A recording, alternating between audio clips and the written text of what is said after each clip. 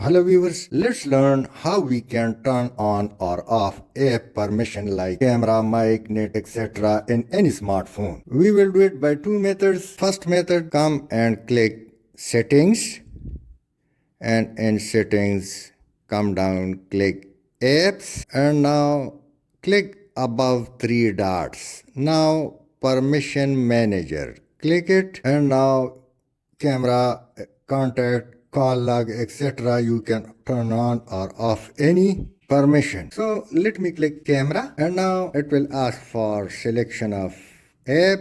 Let's click Instagram, and now you can allow or disallow. Let me don't allow. So through this way you can stop camera permission to Instagram. Let's go back. Now second method, go once again to settings. Directly now go to app, and now directly come down to any XYZ app, like I'm again on Instagram. Now here click permissions, and now I can off or on camera, microphone, photos, videos, device.